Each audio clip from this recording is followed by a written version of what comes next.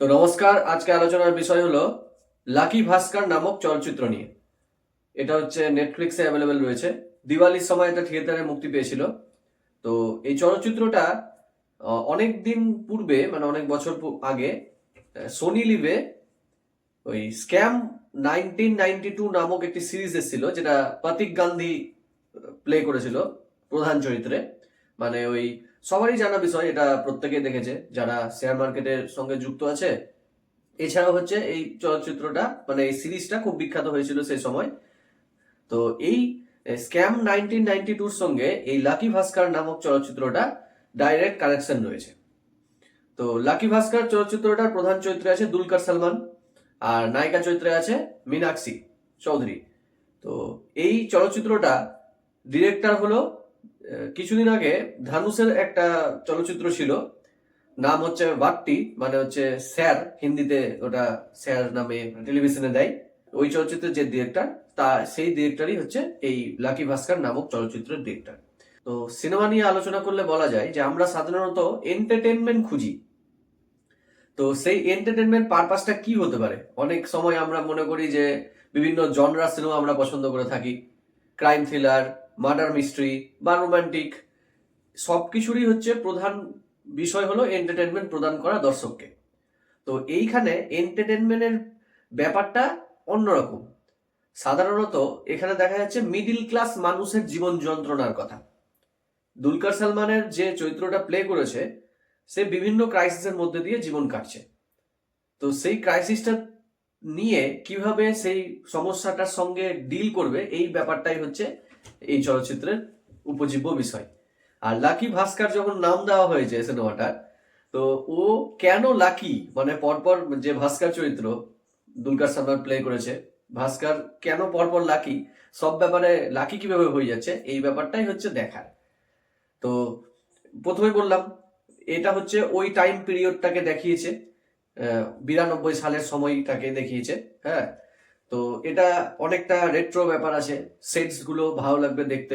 Lucky ভাস্কর চলচ্চিত্রটা সত্যি একটা ভালো ছবি, যারা হচ্ছে বিশেষ করে মাস অডিয়েন্স রয়েছে।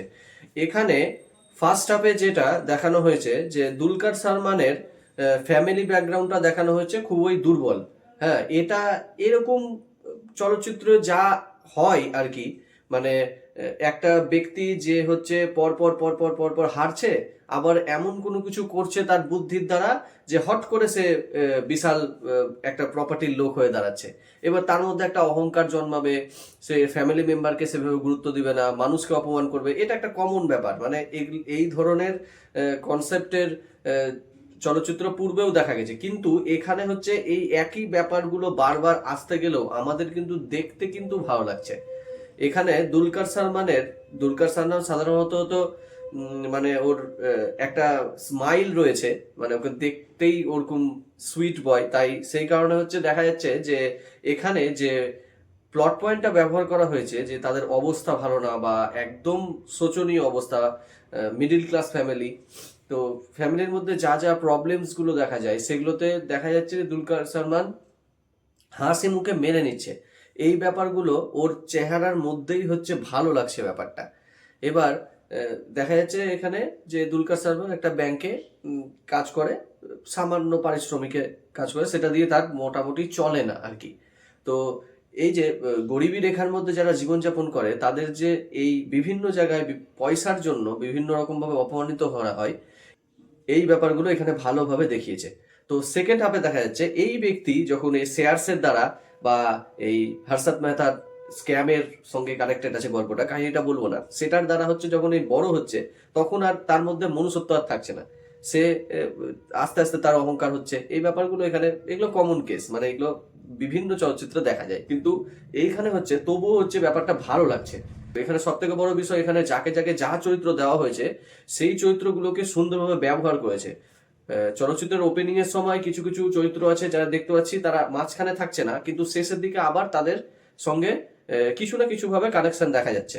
প্রত্যেকটা চরিত্র সুন্দর স্ক্রিন প্লে লেখা হয়েছে। এই চলচ্চিত্রটার প্রধান বিষয়ই হচ্ছে এটা লেখা খুব সুন্দর। আর পূর্বেই বললাম যে এই এই সংক্রান্ত, মানে এই শেয়ারস মার্কেটের ব্যাপার নিয়ে যারা বোঝেও না, হ্যাঁ, তাদের ক্ষেত্রেও এই চলচ্চিত্রটা দেখতে ভালো লাগবে, কেন এটা মাস অডিয়েন্সের জন্য তৈরি। এখানে হচ্ছে মীনাক্ষী চৌধুরী নামক যে নায়িকাটা আছে, তাকে পূর্বে কিন্তু ওই মডেল হিসেবেই দেখা গেছে, বা যে চলচ্চিত্রগুলোকে তাকে ব্যবহার করা হয় সেখানে কি দেখায় যে একটা অল্প স্বল্প ছোটখাটো রোল দিয়ে মানে গ্ল্যামারটাকেই দেখানো হয়। এখানে হচ্ছে তার অভিনয় ধরা পড়ছে, তাকেও হচ্ছে সুন্দরভাবে ব্যবহার করা হয়েছে। দুলকার সালমানের যে বাবার চরিত্র প্লে করেছে, সে দেখা যাচ্ছে একটা চ্যাটার অ্যাকাউন্ট। তো চ্যাটার অ্যাকাউন্টেন্টের কি কি কাজ, মানে কি কাজের জন্য তাদেরকে চ্যাটার অ্যাকাউন্টেন্ট বলা হয়, সেটা হচ্ছে সিনেমার শেষের দিকে গিয়ে মিলেছে ব্যাপারটা। এই ব্যাপারগুলো চলচ্চিত্রের মধ্যে খুব সুন্দর। তো ওভারঅল এই চলচ্চিত্রটা লাকি ভাস্কর নেটফ্লিক্সে অ্যাভেলেবল রয়েছে, সবারই দেখা উচিত, বিশেষ করে যারা শেয়ারে ট্রেডিং করছে তাদের ক্ষেত্রে লাভজনক একটা বিষয় হয়ে দাঁড়াবে।